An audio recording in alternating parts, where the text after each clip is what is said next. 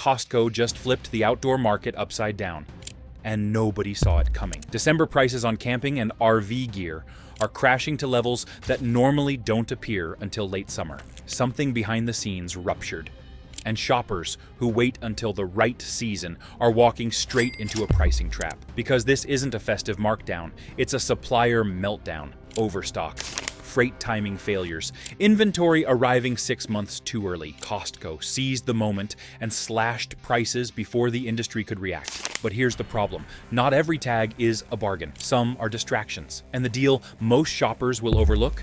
It's the one category that's about to reset the fastest: the early drop. Costco never used to show its camping aisle this early. Yet, here we are in December 2025 with prices that look like mid-summer clearance tags. The question isn't whether the deals are good. They are. The question is why they appeared months before the usual cycle. The answer sits in the freight logs and supplier contracts that shifted the moment outdoor brands realized they overshot demand last season.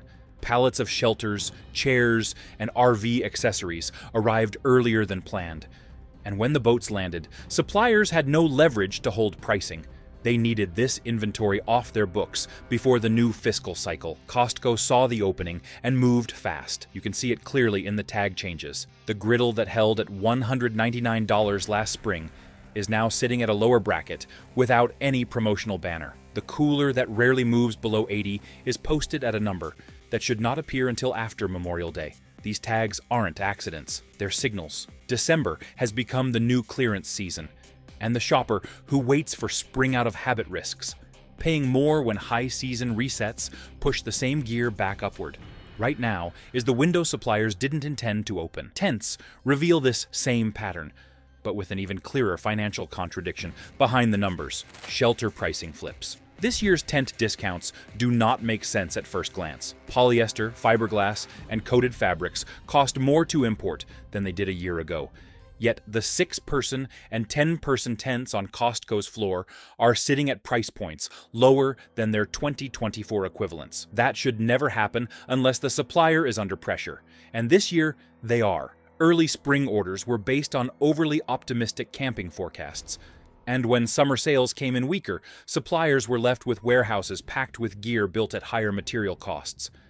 Carrying that inventory into the next year is expensive. Clearing it now, even below ideal margin, is cheaper. That's the truth behind the tent aisle this December. Costco isn't discounting for holiday traffic. They're passing through forced supplier reductions.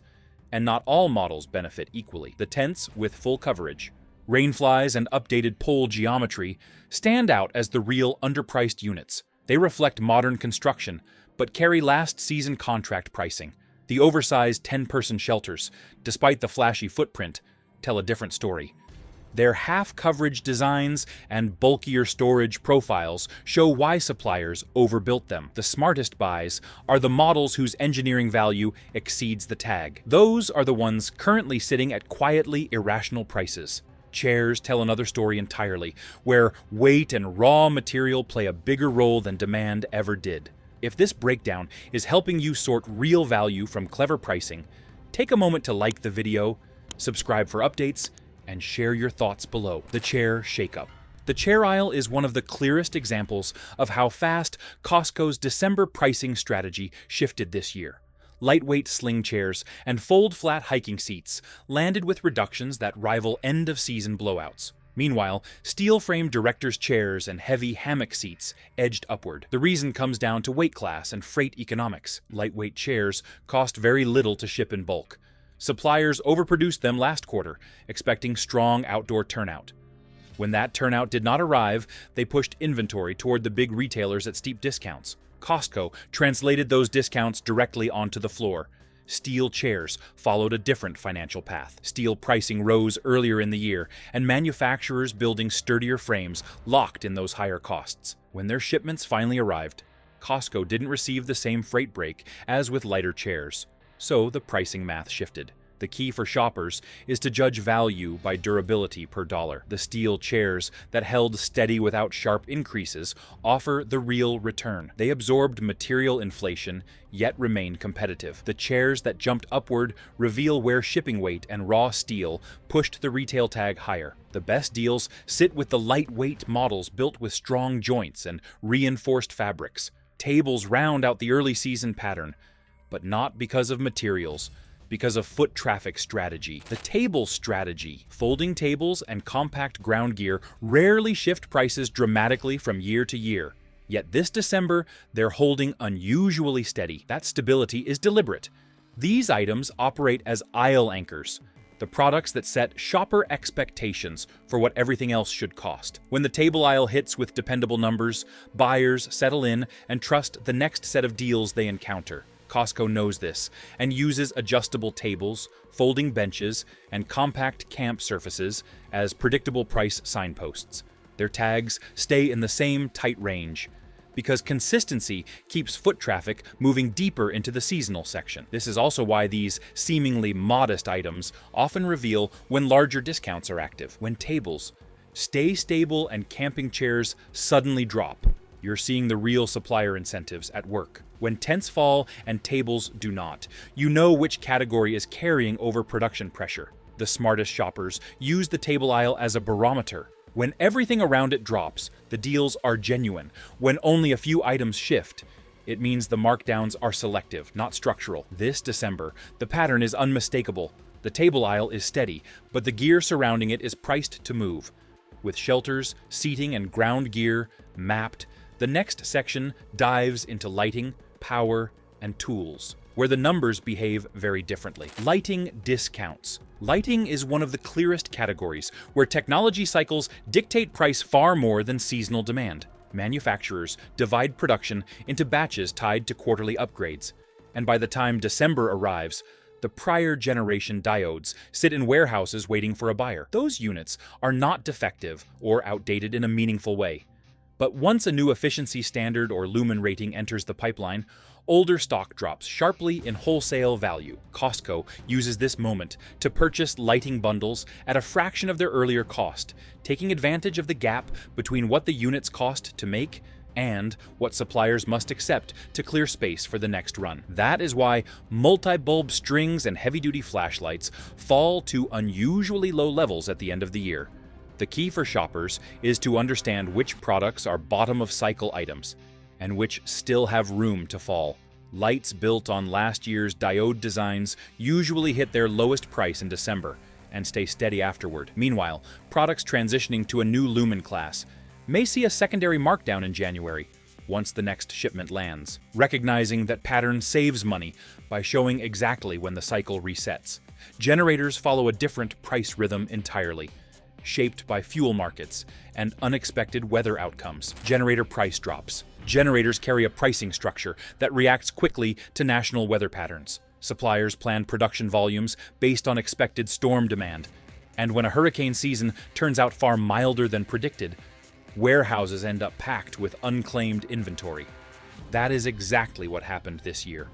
Units produced in anticipation of emergency outages never entered the disaster relief stream, and distributors began seeking large buyers who could clear pallets fast. Costco stepped in at that moment, pairing bulk purchases with the advantage of lower diesel freight rates that arrived in late autumn. When shipping costs drop and suppliers need space, wholesale pricing falls sharply. The retail tags in December reflect those two forces colliding, but the question that matters for the shopper is timing.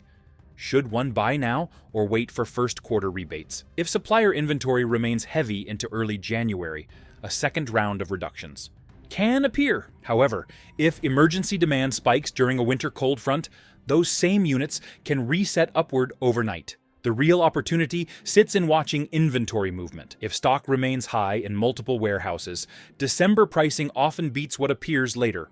Smaller power units behave differently, reacting more to retail over-ordering than to national weather cycles. Emergency power gear.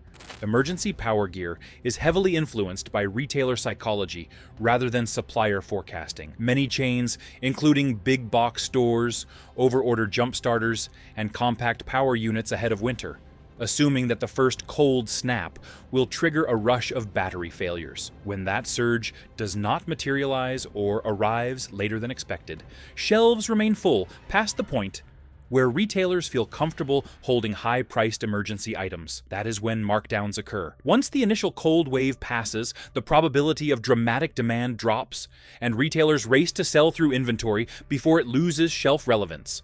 Costco benefits from this timing because its membership model supports rapid sell-through when priced correctly. Another factor shaping this category is the stabilization of lithium prices during late Q3. Those lower commodity costs reduced the baseline price for newer production runs, allowing Costco to slot newer units beside older inventory at competitive levels. The risk for shoppers is mistaking margin recovery pricing for genuine markdowns. A true discount shows up when the unit's features, capacity, and battery chemistry match new production standards while still landing at a reduced tag. Anything that sits higher than comparable new models often exists only to recoup earlier ordering mistakes. Tools and trekking gear introduce yet another financial angle, driven by brand-level supply pressure rather than seasonal overstock. Tools and trekking gear. The outdoor tool category entered December under a unique supply condition. Many mid-tier brands produced more equipment than retailers could reasonably support throughout the year. At the same time, store shelf space tightened as higher-margin electronics and home goods crowded out slower-moving categories. This forced toolmakers to offer aggressive incentives to any retailer willing to move volume quickly. Costco responded by selecting only those bundles where suppliers provided deep discounts or cooperative rebates, which is why some multi-piece kits appear at prices well below their component value. These bundles are less about showcasing new technology and more about helping manufacturers clear production excess. However, this dynamic also leads to repackaged sets that look like fresh releases but are actually collections of earlier components placed in updated packaging. The value varies widely, depending on whether the tools inside represent current manufacturing cycles or previous runs. The shopper's advantage lies in comparing part numbers and noticing where Costco passes through genuine supplier incentives. When the contents match newer models yet carry a reduced price, the savings are real. When the contents track older production runs dressed in revised packaging, the price may simply offset the supplier's storage problem rather than deliver true value. With lighting, generators, emergency units, and tools mapped out, the next section turns toward cooking and coolers, where cost dynamics shift again. Cooking gear dynamics. Cooking gear prices rarely move in unison, and this December's griddle and stove tags prove that point clearly. The biggest factor behind the divide is steel pricing. Stainless steel, heavily used in higher-end grills and burners, followed an upward trend this year due to production constraints overseas. Mills operating below full capacity pushed coil prices higher, and any model built around stainless housings or burners inherited that cost increase. At the same time, basic steel used in griddle frames and hoods did not see the same inflation because manufacturers placed spring orders before price pressure intensified. Those early commitments locked in costs that now appear favorable compared to current wholesale levels. Overseas delays pushed stainless components past key sales windows, forcing distributors to tighten margins later in the year. Griddles tied to earlier contracts reached Costco with enough buffer to support genuine markdowns. Real value shows up in models with solid frames, attached hoods, and consistent heat distribution, where pricing reflects true contract savings. Cooling equipment follows a different pattern, shaped not by metals, but by resin inventories and freight timing across the Pacific. If you want clear, data-backed guidance before prices move again, make sure you're subscribed. Every upcoming report tracks the shifts that retailers rarely acknowledge, and staying connected ensures you never walk into a purchase blind or miss a timing window that saves real money. Cooler and hydration markdowns.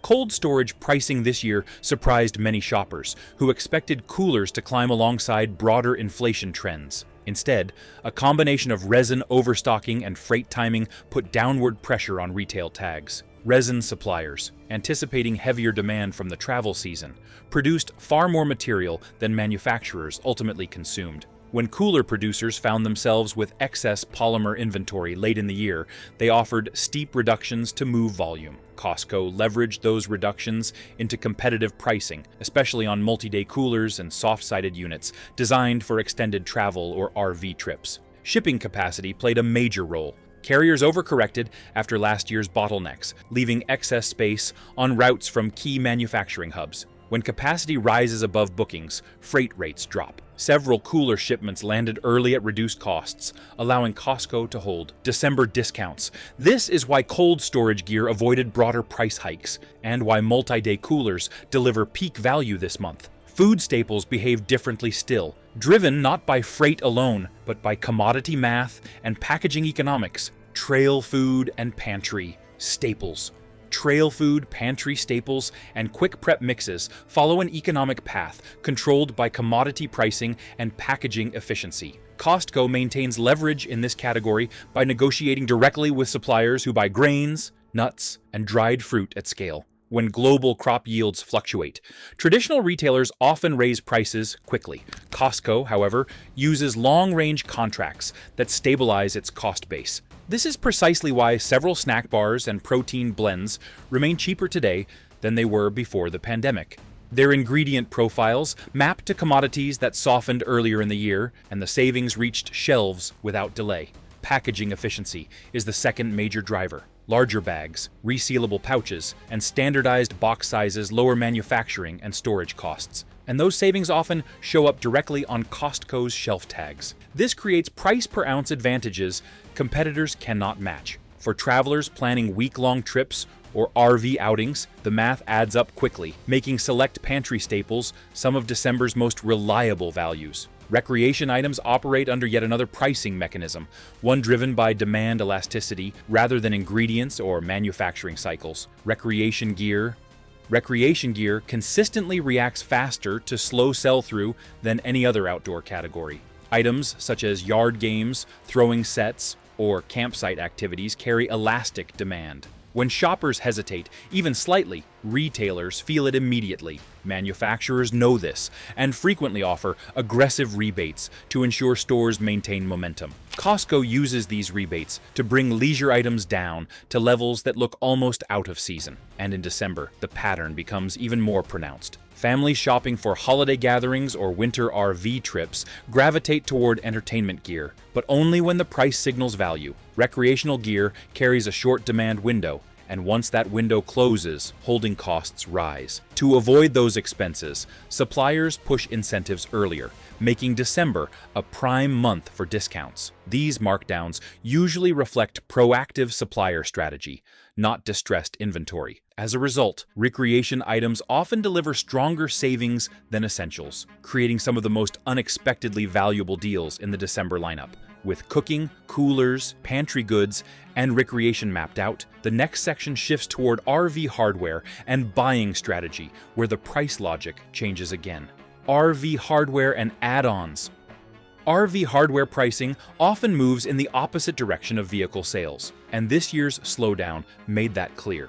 When manufacturers cut orders due to weaker retail traffic, accessory suppliers are left with production already completed and nowhere for it to go. Inventory that was planned for bustling travel seasons instead sits in storage racks, accumulating cost. To keep inventory flowing, suppliers offer steep reductions to retailers capable of absorbing large quantities. Costco uses this moment strategically, positioning R-Vee add-ons as low-margin traffic boosters. Items such as leveling blocks, surge protectors, and campsite hardware become tools to bring shoppers into the store rather than products meant to deliver high profit margins. Many R-Vee accessories now sit at multi-year lows because suppliers must clear capacity, not because the products are outdated. Still, items with specialized electronics or high copper content remain tied to costly materials. By comparing composition, warranty length, and last year's pricing, shoppers can spot true reductions. When a price falls below prior season value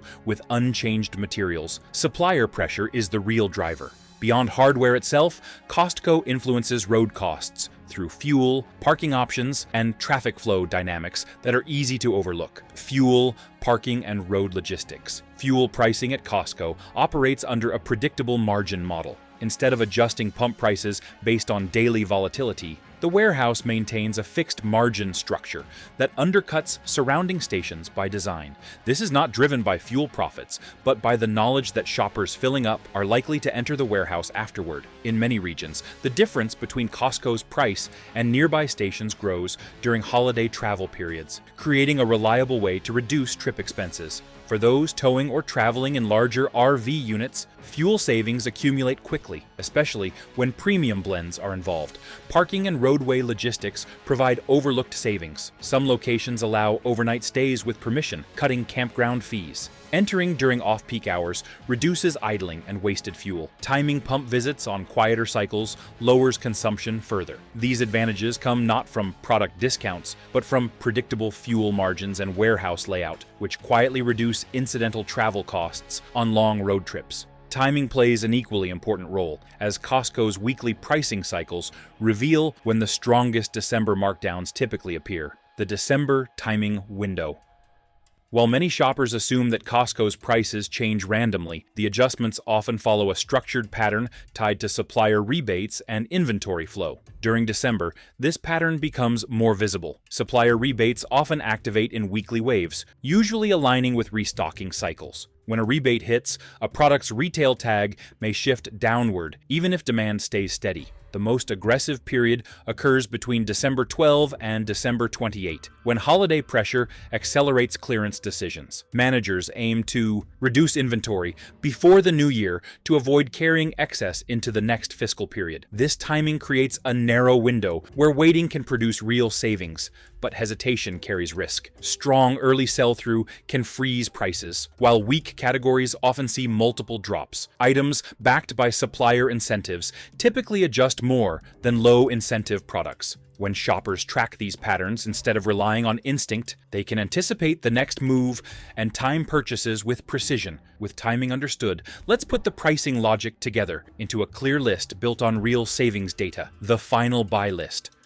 The strongest December values emerge when supplier pressure, shipping efficiency, and warehouse strategy align. Items that meet all three criteria often land far below their typical retail cost. For example, certain lighting bundles priced under their prior year equivalents reflect both overproduction and next-generation upgrades entering the market. Similarly, griddles tied to early season steel contracts offer value not because they are discounted for the holidays, but because their manufacturing costs were locked in before steel climbed. Cold storage units, particularly multi-day coolers, benefit from resin oversupply and early freight arrivals, making them some of the most dependable buys this month. Accessories with sensitive electronics or copper-heavy wiring can look discounted, yet remain costly. And repackaged tool bundles often hide older components. Real value shows when specifications, materials, and warranty strength match a price shaped by supplier pressure